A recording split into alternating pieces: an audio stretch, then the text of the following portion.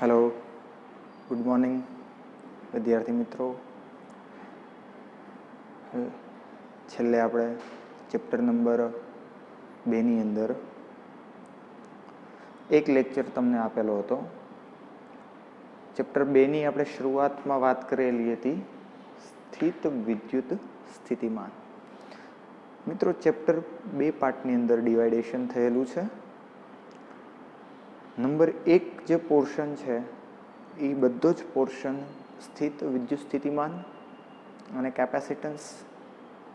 Chapter 2નો બીજો portion capacitance, કે જે તમારે એક્ઝામની દૃષ્ટિએ મિત્રો ખૂબ અગત્યનું આપણે કહી શકીએ છીએ. Is that clear? મિત્રો, ચેપ્ટર 2 છે, ચેપ્ટર 1ની કમ્પેરિઝનમાં જો વાત કરીએ તો ખૂબ સહેલું ચેપ્ટર આપણે કહી શકીએ. ચેપ્ટર ફર્સ્ટમાં જે કાંઈ પણ કન્સેપ્ટ તમે લોકો ભણી ગયા છો એ જ કન્સેપ્ટ તમારે ચેપ્ટર નંબર 2ની અંદર ભણવાના છે, સ્ટાર્ટિંગના પોર્શનની અંદર. પણ એની માટે ચેપ્ટર નંબર 1ની અંદર જે કાંઈ પણ સમીકરણો, જે કાંઈ પણ કન્સેપ્ટ હતા તે ચેપ્ટર 2ની અંદર તમને ખ્યાલ હોવા જોઈએ.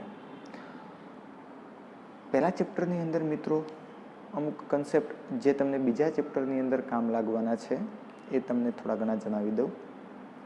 આપણને ખ્યાલ છે કે બિંદુવત ધન વિદ્યુત ભાર હોય તો ધન વિદ્યુત ભારનું ક્ષેત્ર ક્યાં હોય છે? ત્રિજ્યાવર્તી બહાર તરફ હોવાનું છે. બિંદુવત ઋણ વિદ્યુત ભાર હોય તેનું ક્ષેત્ર ત્રિજ્યાવર્તી અંદર તરફ હોવાનું છે. જ્યારે તમે સમાન વિદ્યુત ક્ષેત્રની અંદર ધન વિદ્યુત ભાર મિત્રો મૂકશો તો ધન છે એ ક્ષેત્રની દિશામાં બળ લાગે અને ઋણ પર ક્ષેત્રની વિરુદ્ધમાં બળ લાગે છે. તો આવા અમુક ખ્યાલો છે એ તમે સમજેલા હતા, જે તમારે ચેપ્ટર નંબર 2ની અંદર એપ્લાય કરવાના થશે. ચેપ્ટર નંબર 1ની અંદર વિદ્યુત ક્ષેત્રમાં તમે સમીકરણ ભણેલા હતા, E=F/Q. તો સમાન વિદ્યુત ક્ષેત્રમાં જ્યારે તમે કોઈ વિદ્યુત ભારને મૂકો છો અથવા તો અસમાન વિદ્યુત ક્ષેત્રમાં, તો વિદ્યુત ભાર પર લાગતું બળ F=QE. આ ચર્ચાઓ છે આપણે કરેલી હતી. ક્લિયર? ફર્સ્ટ લેક્ચરની અંદર મિત્રો આપણે સ્થિતિ ઊર્જાની વાત કરેલી હતી કે કોઈ વિદ્યુત ભારની સ્થિતિ ઊર્જા એટલે શું.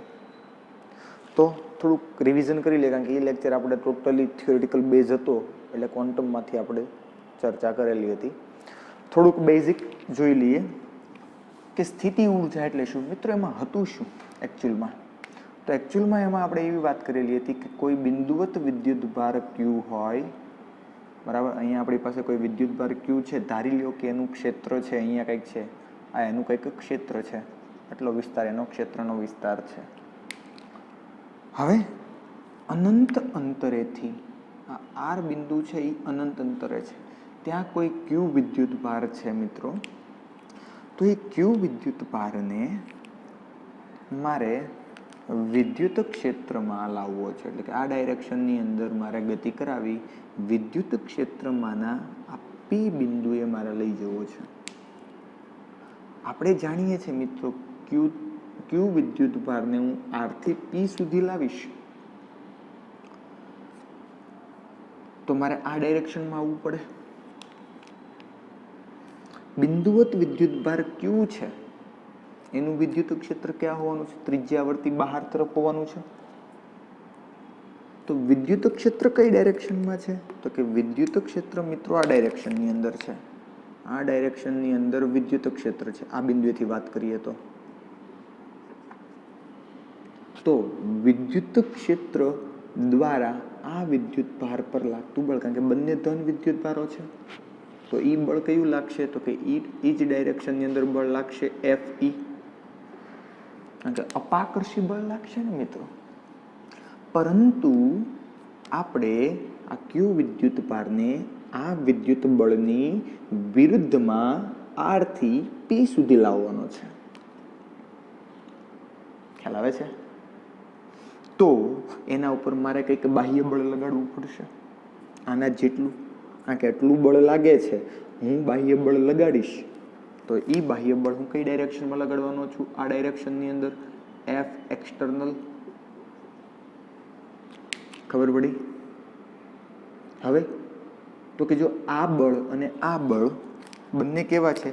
તો કે બંને બળો જે છે તો કે એફ ઈ અને એફ એક્સટર્નલ બંને કેવા છે? તો કે સરખા મૂલ્યના હોય, પરસ્પર વિરુદ્ધ દિશાના છે, આપણે જાણીએ છીએ. તેથી આ વિદ્યુત ભાર પર લાગતું પરિણામી બળ કેવું થાય? પરિણામી બળ થશે મિત્રો 0. ખબર પડી? આ વિદ્યુત ભાર પર લાગતું પરિણામી બળ 0. હવે મિત્રો પરિણામી બળ 0 છે અને આપણે આ વિદ્યુત ભાર Q ને R થી P સુધી લાવવાનો પ્રયાસ કરી રહ્યા છીએ. યાદ કરો મિત્રો ન્યૂટનની ગતિનો પ્રથમ નિયમ કે જ્યારે પદાર્થ પર લાગતું ચોખ્ખું બાહ્ય બળ 0 હોય તો પદાર્થ સ્થિર હોય તો સ્થિર અવસ્થામાં રહેશે અને ગતિ કરતો હોય તો તે પોતાની અચળ વેગી ગતિ ચાલુ રાખશે. તો આપણે આ વિદ્યુત ભારને આ ડાયરેક્શનની અંદર ગતિ કરાવીએ છીએ તો એ ગતિ કેવી હશે? અચળ ગતિ હશે. અને અચળ ગતિ હોય તો એ દરમિયાન પ્રવેગ કેવો હોય? 0. પ્રવેગ 0 હોય એટલે ગતિ કેવી થાય? પ્રવેગ રહિત ગતિ થશે. ખબર પડી? કેવી ગતિ થાય? પ્રવેગ રહિત ગતિ થાય છે. તો મિત્રો ખાસ સમજવા જેવી વાત એ છે કે આપણે જોઈએ છે સ્થિતિ ઉર્જા શું છે આ વિદ્યુત ભારની. તો આ વિદ્યુત ભારને હવે ખાસ સમજો મિત્રો, આ વિદ્યુત ભાર Q ને અનંત અંતરેથી વિદ્યુત ક્ષેત્રમાં, કોઈ વિદ્યુત ભારના વિદ્યુત ક્ષેત્રમાં P બિંદુએ લાવવા માટે બાહ્ય બળ વડે કરવું પડતું કાર્ય, કારણ કે જે કાર્ય કરવાના છે, યાદ કરો કાર્ય ઉર્જા પ્રમેય, જે કાર્ય થાય છે એ જ સ્થિતિ ઉર્જા સ્વરૂપે સંગ્રહિત થવાનું છે, એટલે કે કોઈક ને કોઈક ઉર્જા સ્વરૂપે સંગ્રહિત થવાનું છે. તો અહીંયા આપણે આ વિદ્યુત ભાર ઉપર જે કાર્ય મિત્રો કરીએ છીએ એ કાર્ય તે વિદ્યુત ભારની સ્થિતિ ઉર્જાના સ્વરૂપમાં સંગ્રહિત થવાનું છે. ક્લિયર છે? ખબર પડી? ઓકે. તો આપણે કાર્ય મેળવવું છે. તો કાર્ય શું હતું મિત્રો? વિદ્યુત ભારને ક્યાંથી ક્યાં લઈ જઈએ છીએ?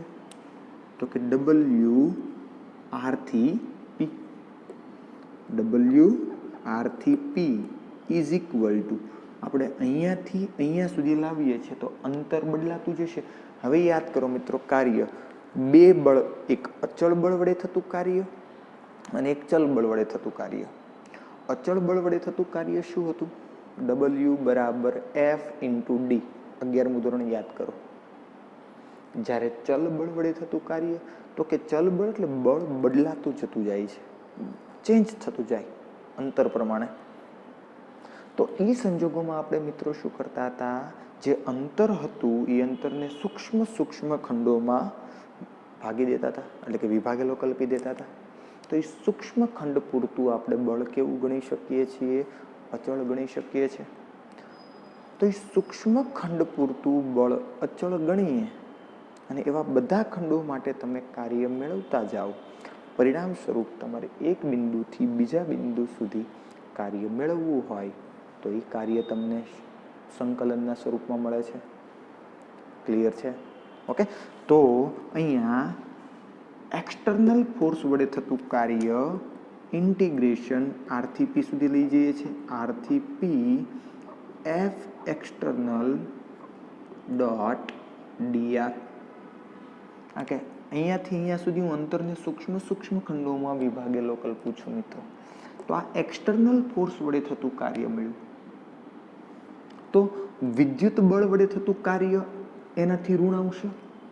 તો વિદ્યુત બળ વડે થતું કાર્ય આપણે જોડીએ તો વિદ્યુત બળ વડે થતું કાર્ય એમાં R થી P is equal two integration R થી P F E વિદ્યુત બળ વડે થતું કાર્ય ઇન્ટુ dr. પણ વિદ્યુત બળ વડે થતું કાર્ય કેવું મળશે? ઋણ મળવાનું છે મિત્રો. ખ્યાલ આવે છે? કેવું કાર્ય મળવાનું છે? ઋણ કાર્ય છે તમારી પાસે મળવાનું છે. અને આ જે કાર્ય થાય છે મિત્રો, એ કાર્ય જ તે વિદ્યુત ભારની સ્થિતિ ઉર્જા સ્વરૂપે સંગ્રહિત થાય છે. ખબર પડી?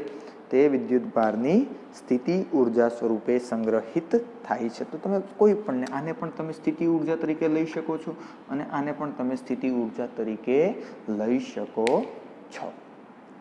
ક્લિયર થયું?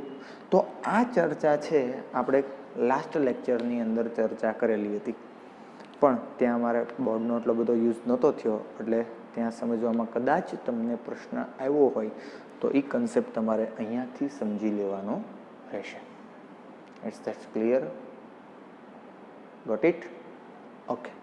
હવે આગળ આપણે મિત્રો વાત કરવી છે વિદ્યુત સ્થિતિ ઉર્જાનો તફાવત સમજાવો અને તેને લાગતી નોંધવા લાયક બાબતો છે આપણે સમજવાની છે. એને લાગતી નોંધવા લાયક બાબતો તો આપણે જાણીએ છીએ મિત્રો, આપણે શું જાણીએ છીએ? તો કે આપણે એવું જાણીએ છીએ કે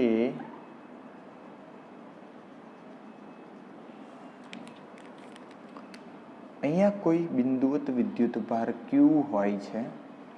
મારે કોઈ વિદ્યુત ભારને અહીંયા R અનંત અંતરેથી આ P બિંદુએ લાવવો છે, એટલે કે આ ડાયરેક્શનની અંદર મારે લાવવાનો છે. તો સ્થિતિ ઉર્જા આપણે સમજવી છે મેઇન. ઓકે, તો અહીંયાથી હું અહીંયા લાવું છું તો સ્થિતિ ઉર્જામાં અહીંયા જે સ્થિતિ ઉર્જા હતી એ સ્થિતિ ઉર્જાને હું કહી દઉં છું UR. અહીંયા જે સ્થિતિ ઉર્જા હતી એને હું કહી દઉં છું UP. શું કહું છું મિત્રો? UP. ઓકે, તો સ્થિતિ ઉર્જાનો તફાવત મારે જોઈતો હોય, સ્થિતિ ઉર્જાનો તફાવત અંતિમ, કારણ કે અહીંયાથી અહીંયા આવે છે. ઓકે, તો શું આવશે? અંતિમ માઇનસ પ્રારંભિક is equal to delta you. તો સ્થિતિ ઉર્જાનો તફાવત કે અહીંયાથી વિદ્યુત ભાર Q વિદ્યુત ભાર કોઈ જે છે એ ક્યાંથી? તો કે R થી P સુધી આવે છે. તો એની સ્થિતિ ઉર્જામાં જે કાંઈ પણ ફેરફાર થાય છે તો એ સ્થિતિ ઉર્જા બદલાણી કેમ? બીકોઝ આપણે વિદ્યુત ભાર Q ને R બિંદુથી P બિંદુ સુધી વિદ્યુત ક્ષેત્રની વિરુદ્ધમાં લાવીએ છીએ, એટલે એના દ્વારા કાર્ય કરાવીએ છીએ આપણે. તો ઇન શોર્ટ કહેવાનો મતલબ તો એ જ થયો ને કે Q વિદ્યુત ભારને R થી P સુધી લાવવા માટે કરવું પડતું કાર્ય સ્થિતિ ઉર્જાના તફાવત બરાબર હોય છે. તો મિત્રો અહીંયા શું આવશે? આપણે લખી શકીએ WR લખી શકાય કે Q વિદ્યુત ભારને R થી P સુધી લાવવા માટે થતું કાર્ય સ્થિતિ ઉર્જાના તફાવત જેટલું હોય છે. ખબર પડી મિત્રો? પણ આ કાર્ય કોની માટે છે? આ કાર્ય ક્યારે? વિદ્યુત ક્ષેત્રની વિરુદ્ધમાં. પણ કયા બળ વડે? તો કે આ જે કાર્ય થાય છે મિત્રો, આ કાર્ય બાહ્ય બળ વડે થતું કાર્ય. કયા બળ વડે? બાહ્ય બળ વડે થતું કાર્ય. પરંતુ વિદ્યુત બળ વડે થતું કાર્ય લખવું હોય, વિદ્યુત બળ વડે થતું કાર્ય, તો વિદ્યુત બળ વડે થતા કાર્ય માટે મારે ચર્ચા કરવી હોય તો સ્થિતિ ઉર્જાનો તફાવત delta you is equal two minus WRP. કારણ કે વિદ્યુત બળ આ ડાયરેક્શનમાં છે. જુઓ તમે અહીંયા વિદ્યુત બળ કઈ ડાયરેક્શનમાં છે? આ ડાયરેક્શનમાં છે. આપણે વિદ્યુત ભારને લાવવાનો છે ક્યાં? આ ડાયરેક્શનની અંદર. ખબર પડી? વિરુદ્ધ છે ને. વિદ્યુત બળ વડે થતું કાર્ય કેવું આવશે? ઋણ આવવાનું છે મિત્રો. ક્લિયર થાય છે? ઓકે, એનાથી આગળ જો આપણે વાત કરીએ કે આ સંજોગોની અંદર આપણે વિદ્યુત ભારને જે R બિંદુથી P બિંદુ સુધી લાવીએ છીએ એ દરમિયાન એની જે ગતિ છે મિત્રો, એ ગતિ કેવી હોય છે? પ્રવેગ રહિત હોય છે. કેવી ગતિ હોય છે? પ્રવેગ રહિત. એની જે ગતિ થશે એ ગતિ આવશે પ્રવેગ રહિત થવાની છે. શું કામ મિત્રો પ્રવેગ રહિત? આ કન્સેપ્ટ એક મગજમાં રાખજો. બીકોઝ વિદ્યુત ક્ષેત્ર આ ડાયરેક્શનની અંદર, આપણે બાહ્ય બળ આ ડાયરેક્શનની અંદર લગાડીએ છીએ, પરિણામી બળ થાય છે શૂન્ય. પરિણામી બળ શૂન્ય થાય એટલે ન્યૂટનની ગતિના પ્રથમ નિયમ મુજબ વેગ અચળ થાય, અને વેગ અચળ થાય એટલે પ્રવેગ શૂન્ય થશે. પ્રવેગ શૂન્ય એટલે કે પ્રવેગ રહિત ગતિ થવાની છે. ખબર પડી? કેવી ગતિ થશે? પ્રવેગ રહિત ગતિ થવાની છે. હવે તો કે આ સ્થિતિ ઊર્જાને લગતા આપણે બે પોઈન્ટ સમજવાના છે. પહેલો પોઈન્ટ કે સ્થિતિ ઊર્જા જ્યારે તમે મેળવો છો મિત્રો, ત્યારે તમે પદાર્થને એટલે કે વિદ્યુત ભારને કયા બિંદુથી કયા બિંદુ સુધી લઈ જાઓ છો તે બિંદુઓના સ્થાન પર જ આધારિત છે. શું કામ? કારણ કે વિદ્યુત બળ છે મિત્રો, વિદ્યુત બળ સંરક્ષી બળ છે. આપણે લાસ્ટ લેક્ચરની અંદર ચર્ચા કરેલી હતી, ખ્યાલ છે ને? લાસ્ટ લેક્ચરની અંદર આપણે ચર્ચા કરેલી હતી કે વિદ્યુત બળ સંરક્ષી બળ છે. શું કામ? કારણ કે સંરક્ષી બળની વ્યાખ્યા મિત્રો યાદ કરો, 11મા ધોરણની અંદર આપણે વાતચીત કરેલી હતી. યાદ છે ને તમને? યસ. સંરક્ષી બળ એટલે એવું બળ કે તેના દ્વારા થતું કાર્ય માત્ર ને માત્ર પ્રારંભિક સ્થાન અને અંતિમ સ્થાન ઉપર જ આધારિત રાખે છે. ગુરુત્વ બળ પણ કેવું બળ હતું મિત્રો? સંરક્ષી બળ હતું. યાદ કરો, ત્યાં આપણે એ પદાર્થને એક ઊંચાઈ પરથી બીજી ઊંચાઈ પર લઈ જતા હતા તો થતું કાર્ય પ્રારંભિક અને અંતિમ સ્થાન પર જ આધારિત હતું. mgh2 - h1. યાદ આવ્યું ને? Yes, good. તો એ જ વસ્તુ અહીંયા છે કે વિદ્યુત બળ સંરક્ષી બળ છે.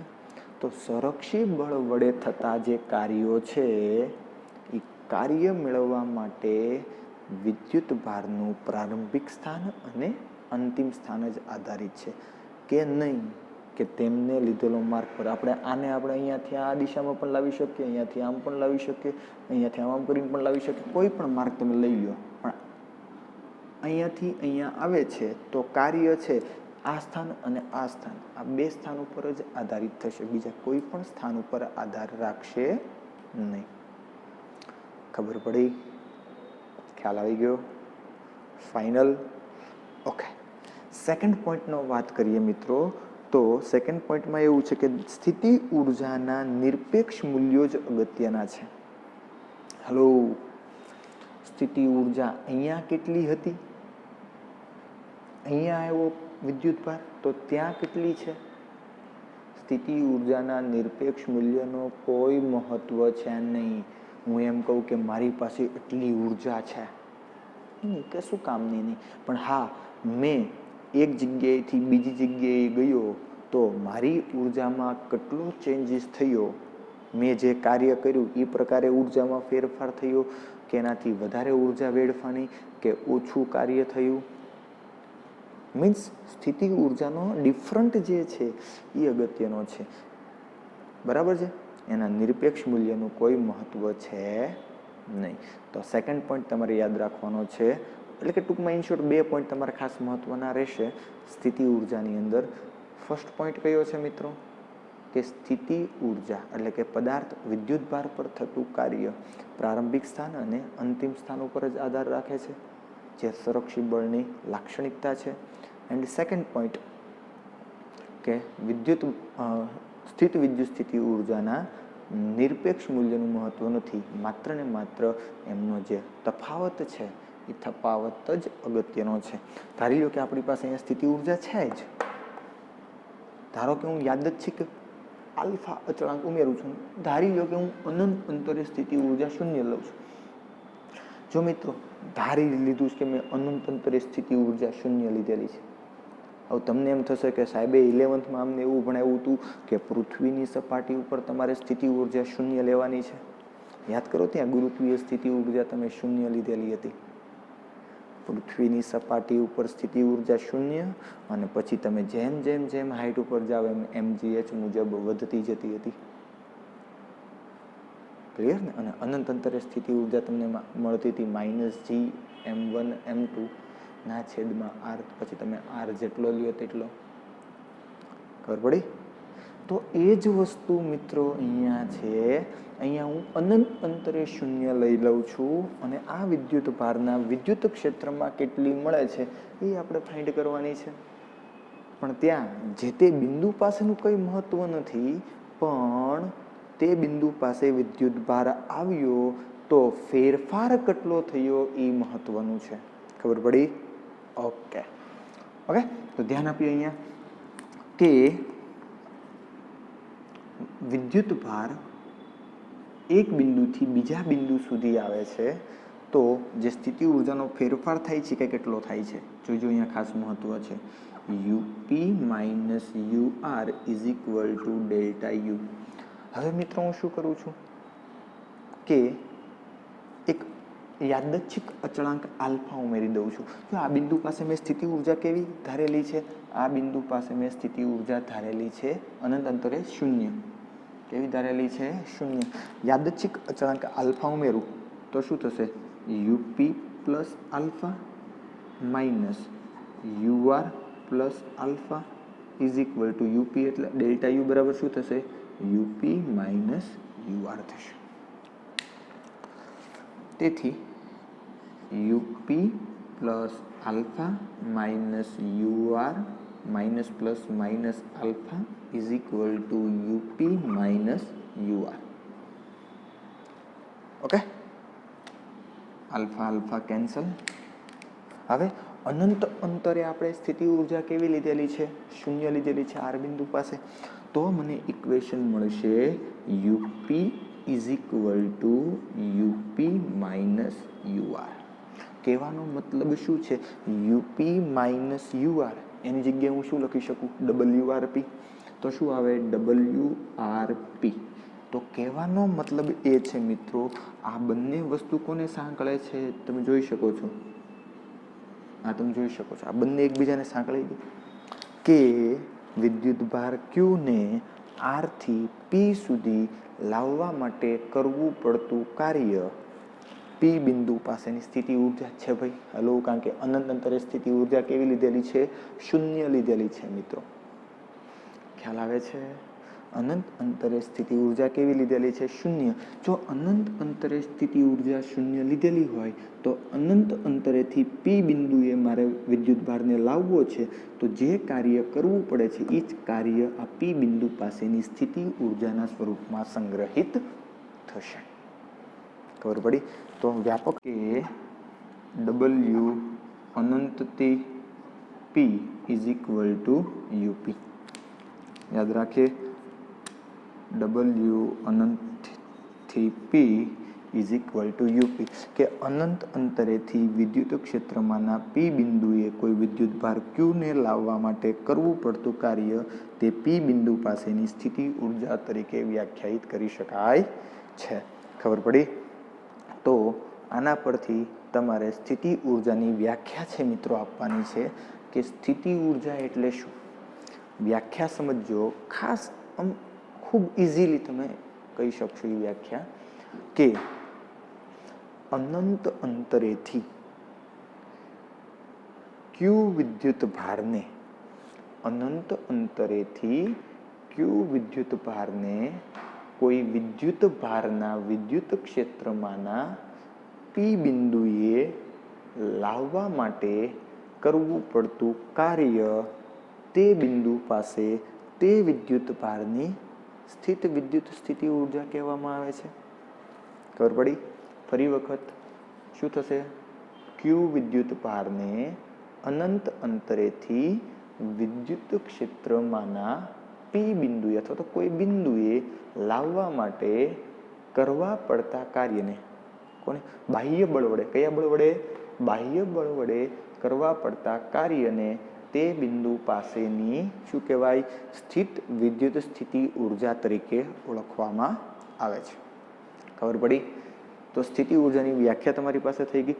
ત્યાર પછી સ્થિતિ ઉર્જાનો એકમ કેવો છે મિત્રો? તો એકમ તો તમને અહીંયાથી ખબર પડી જાય, કારણ કે જે કાર્ય થાય છે એ સ્થિતિ ઉર્જા છે. તો સ્થિતિ ઉર્જાનો એકમ, અહીંયા બળનો એકમ શું છે? ન્યૂટન. અંતરનો એકમ મીટર, તો ન્યૂટન ઇન્ટુ મીટર, અથવા તો સ્થિતિ ઉર્જાનો એકમ જૂલ કહી શકાય. પારિમાણિક સૂત્ર કેવું હોય? તો પારિમાણિક સૂત્ર શું થશે મિત્રો?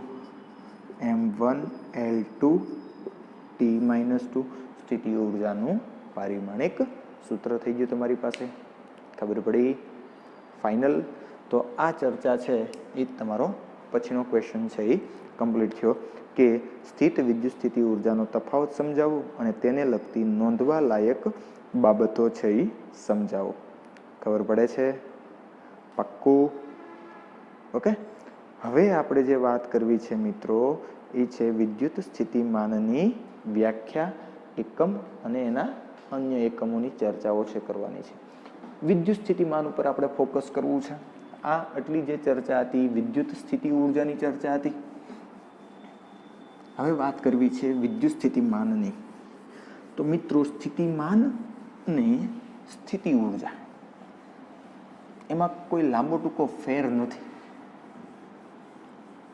યાદ કરો 11માં 8મું ચેપ્ટર ગુરુત્વાકર્ષણ, ગુરુત્વીય સ્થિતિ ઉર્જા અને ગુરુત્વીય સ્થિતિમાન.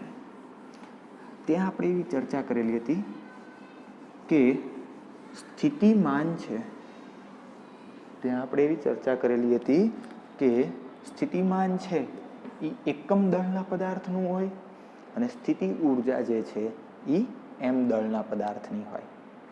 સેમ વસ્તુ અહીંયા છે. સ્થિત વિદ્યુત સ્થિતિમાન છે એ એકમ વિદ્યુત ભારનું છે અને સ્થિત વિદ્યુત સ્થિતિ ઉર્જા છે એ કોઈ ક્યુ વિદ્યુત ભારની હોય. ખબર પડી? ઓકે. તો હવે વાત કરવા જઈ રહ્યા છીએ આપણે વિદ્યુત સ્થિતિમાન. વિદ્યુત સ્થિતિમાન એની આપણે વ્યાખ્યા વાત કરવી છે. વ્યાખ્યા, એનો એકમ આપવો છે અને એનું પારિમાણિક સૂત્ર આપણે ચર્ચા કરવી છે. તો મિત્રો વ્યાખ્યાની અંદર વિશેષ કાંઈ નથી. આપણે જે ચર્ચા કરતા હતા એ જ ચર્ચાને વાગોળીએ પાછા કે અહીંયા કોઈ ક્યુ વિદ્યુત ભાર છે, એનું અહીંયા વિદ્યુત ક્ષેત્ર છે.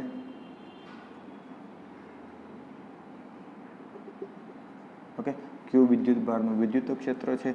આપણી પાસે અહીંયા આર બિંદુ છે એ ક્યાં છે? અનંત અંતરે છે. અને આ પી બિંદુ ક્યાં છે? તો કે વિદ્યુત ક્ષેત્રમાં છે. આ ડાયરેક્શનની અંદર કયું બળ લાગે છે? વિદ્યુત બળ લાગે છે. આ ડાયરેક્શનની અંદર કયું બળ લાગે છે? એફ એક્સટર્નલ, આપણે જે બળ લગાડીએ છીએ તે. અને કોઈ ક્યુ વિદ્યુત ભાર હતો, એ ક્યુ વિદ્યુત ભારને આપણે આર બિંદુથી પી બિંદુ સુધી લઈ જતા હતા. તો જો ક્યુ વિદ્યુત ભારને હું આર થી પી સુધી લઈ જાઉં તો મને જે કાર્ય કરવું પડે છે તો એ પી બિંદુ પાસે ક્યુ વિદ્યુત ભારની સ્થિતિ ઉર્જા આપે છે. પણ આ ક્યુની જગ્યાએ જો હું એકમ ધન વિદ્યુત ભાર લઈ લઉં, શું લઈ લઉં છું મિત્રો? એકમ ધન વિદ્યુત ભાર જો હું લઈ લઉં છું તો એકમ ધન વિદ્યુત ભારને અનંત અંતરેથી વિદ્યુત ક્ષેત્રમાંના પી બિંદુએ લાવવા માટે વિદ્યુત એટલે કે બાહ્ય બળ વડે કરવા પડતા કાર્યને તે બિંદુ પાસેનું સ્થિત વિદ્યુત સ્થિતિમાન કહેવામાં આવે છે. વ્યાખ્યા કમ્પ્લીટ. છતાં તમારી બોર્ડ ઉપર જે કંઈ પણ વ્યાખ્યા છે એને વ્યવસ્થિત જોઈએ કે આપેલ વિદ્યુત ક્ષેત્રમાં બિંદુવત એકમ ધન વિદ્યુત ભાર પર પરિણામી ચોખ્ખું બળ શૂન્ય રાખી અનંત અંતરેથી ખસેડીને આપેલા બિંદુએ લઈ જવા માટે વિદ્યુત ક્ષેત્રની વિરુદ્ધ કરવા પડતા કાર્યને. હવે વિદ્યુત ક્ષેત્રની વિરુદ્ધ બાહ્ય બળ વડે કયો અથવા તો વિદ્યુત ક્ષેત્ર આ ડાયરેક્શનમાં છે તો વિદ્યુત ક્ષેત્રની વિરુદ્ધ કરવા પડતા કાર્યને તે બિંદુ પાસેનું સ્થિતિમાન અથવા તો સ્થિત વિદ્યુત સ્થિતિમાન કહેવામાં આવે છે. ખબર પડે છે? ઓકે. તો આ બિંદુ પાસેના સ્થિતિમાનને આપણે વી કહીએ. એકમ જે છે એને કેપિટલ વી તરીકે, સંજ્ઞા કેપિટલ વી તરીકે આપણે કહેવાના છીએ. બીજી ચર્ચા કે જો હું ક્યુ વિદ્યુત ભારને લઈ જઈશ આ આર બિંદુ પાસે યુ વિદ્યુત ભારની સ્થિતિ ઉર્જા જે છે યુ આર, સ્થિતિ ઉર્જા કેવી લેવાના છીએ? 0 જસ્ટ. અને અહીંયા સ્થિતિ ઉર્જા કેટલી છે? યુપી. તો ક્યુ વિદ્યુત ભાર હોય, આ એકમ વિદ્યુત ભાર ભૂલી જાઓ, ક્યુ વિદ્યુત ભાર હોય તો ક્યુ વિદ્યુત ભારને હું અહીંયાથી અહીંયા લઈ જાઉં તો સ્થિતિ ઉર્જા કેટલી મળે છે મને? તો તો એ સ્થિતિ ઉર્જા મને મળશે યુપી જેટલી, કારણ કે યુઆર તો 0 છે. ખબર પડી? તો આના પરથી આપણે એવું કહી શકીએ કે એકમ ધન વિદ્યુત ભારને બરાબર ક્યુને અનંત અંતરેથી પી સુધી લાવવા કરવું પડતું કાર્ય પી પાસે બરાબર છે સ્થિતિ ઉર્જા તે બિંદુ પાસેની સ્થિતિ ઉર્જા દર્શાવે છે. આપણે જાણીએ છીએ મિત્રો કે પી પાસેની સ્થિતિ ઉર્જા છે યુપી છે અને આર પાસેની સ્થિતિ ઉર્જા છે યુઆર છે. આપણને ખબર છે પી પાસેની સ્થિતિ ઉર્જા, પી પાસે સ્થિતિ ઉર્જા યુપી, આર પાસે સ્થિતિ ઉર્જા યુઆર, પણ મારે પી બિંદુ પાસે સ્થિતિમાન જોઈએ છે. શું જોઈએ છે? પરંતુ પી બિંદુએ સ્થિતિમાન, તો પી બિંદુએ સ્થિતિમાન જોઈતું હોય તો મિત્રો સ્થિતિ ઉર્જાનો તફાવત કેટલો હતો? યાદ રાખો, સ્થિતિમાનનું પી બિંદુ પાસેનું સ્થિતિમાન કહી દઉં છું વીપી. યાદ રાખો સ્થિતિ ઉર્જાનો તફાવત કેટલો હતો? UP minus UR. પણ આ કોની માટે હતો? ક્યુ વિદ્યુત ભારની સ્થિતિ ઉર્જા હતી. પણ મારે સ્થિતિમાન તો કોનું હોય? સ્થિતિમાન એકમ પદાર્થનું હોય, એકમ વિદ્યુત ભારનું હોય. તો છેદમાં મારે ક્યુ મૂકવું પડે, ક્યુ વડે ડિવાઈડ કરવા પડે, કારણ કે આ ક્યુ વિદ્યુત ભારની ઉર્જા છે. આ ક્યુ વડે હું ડિવાઈડ કરી નાખું એટલે એકમ વિદ્યુત ભાર થઈ ગયો છે. ખબર પડી? એકમ વિદ્યુત ભાર થાય તો એકમ વિદ્યુત ભારનું બિંદુ પી પાસેનું સ્થિતિમાન છે આપણે કહી શકીએ છીએ. ખ્યાલ આવે છે? બરાબર. અહીંયા પણ મિત્રો આપણે એવું કહી શકીએ કે વિદ્યુત સ્થિતિમાનના નિરપેક્ષ મૂલ્ય જે છે બરાબર છે એનો કોઈ અર્થ નથી. માત્ર ને માત્ર એનો જે તફાવત જે છે બરાબર છે એ તફાવત કેટલો છે એ જ અગત્યનો છે. અહીંયા પી બિંદુ પાસે વિદ્યુત ભાર આવ્યો, આ બિંદુ પાસેનું સ્થિતિમાન વીઆર લઈ લો, આ બિંદુ પાસેનું સ્થિતિમાન વીપી લઈ લો, તો એકમ ધન વિદ્યુત ભાર આર થી પી સુધી આવે તો બંને બિંદુ પાસે સ્થિતિમાન કેટલા છે એનું કોઈ મહત્વ નથી. પણ હા, અહીંયાથી અહીંયા સુધી આવે છે તો સ્થિતિમાનમાં ફેરફાર કેટલો થયો છે, ફેરફારનું આપણે અગત્યતા છે એ છે. ક્લિયર થાય છે? ઓકે, તો એ વસ્તુ એક તમારે મગજમાં છે એ રાખવાની છે. બીજી વસ્તુ કે સ્થિતિમાન માટે આપણે જો વાત કરીએ તો એ પણ લીધેલા માર્ગ પર નહીં, પણ માત્ર ને માત્ર પ્રારંભિક સ્થાન અને અંતિમ સ્થાન ઉપર જ આધારિત છે. કારણ કે સ્થિતિમાન મેળવવા માટે પણ આપણે સંરક્ષી બળ એટલે કે વિદ્યુત ક્ષેત્ર બળનો આપણે ઉપયોગ કરીએ છીએ. ક્લિયર થાય છે વસ્તુ? સ્થિતિમાનના એકમની જો વાત કરવી હોય તો સ્થિતિમાનનું એકમ અહીંયાથી આપણે વાત કરી શકીએ છીએ. શું એકમ આવશે? જૂલ પ્રતિ કુલંબ. શું આવે છે? જૂલ પ્રતિ, કારણ કે આ ઉર્જા છે છેદમાં વિદ્યુત ભાર છે, જૂલના છેદમાં કુલંબ આવશે. તો આના પરથી પારિમાણિક સૂત્ર પણ આપણે કહી શકીએ છીએ મિત્રો. પારિમાણિક સૂત્ર આવશે M1L2T-2 છેદમાં A1T1. તો ચેન્જીસ થઈને શું થશે? M1L2T-3A-1. તો આ જે છે એ સ્થિતિમાનનું પારિમાણિક સૂત્ર તમારી પાસે આવી ગયું. ક્લિયર થાય છે વસ્તુ? ખબર પડી? ઓકે, તો આપણે અહીંયા સુધી છે એ રાખીએ છીએ. બરાબર છે. આવતીકાલથી જે કાંઈ પણ ચર્ચા થશે એટલે કે નેક્સ્ટ લેક્ચરથી એ બિંદુવત વિદ્યુત ભારનું સ્થિતિમાન, ડાયપોલને કારણે ઉદ્ભવતું સ્થિતિમાન, એટલે કે જેમ પહેલા ચેપ્ટરની અંદર આપણે જે ભણેલા હતા વિદ્યુત ક્ષેત્ર માટે, એ હવે વિદ્યુત સ્થિતિમાન માટે આપણે આગળ ચર્ચા કરવાની છે. પણ એની માટે બીજો એક તમારી પાસે સમીકરણ આવે છે, ખાસ યાદ રાખવાનું છે કે પી બિંદુ પાસેનું સ્થિતિમાનનું સમીકરણ તમને મળ્યું તો સ્થિતિમાન વી ઇઝ ઇક્વલ ટુ ઉર્જાના છેદમાં વિદ્યુત ભાર ક્યુ આવ્યો. કે કોઈ બિંદુ પાસેનું સ્થિતિમાન એટલે તે બિંદુ પાસે ક્યુ વિદ્યુત ભારની સ્થિતિ ઉર્જા. આ બિંદુ પાસે મારે સ્થિતિમાન જોઈતું હોય તો મને વીપી મળશે, તો એ બિંદુ પાસે ક્યુ વિદ્યુત ભારની તો સ્થિતિ ઉર્જા જ છે ને.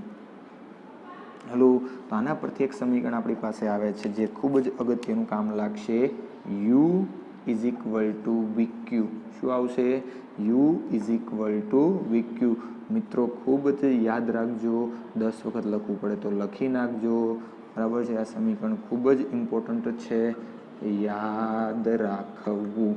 બરાબર છે?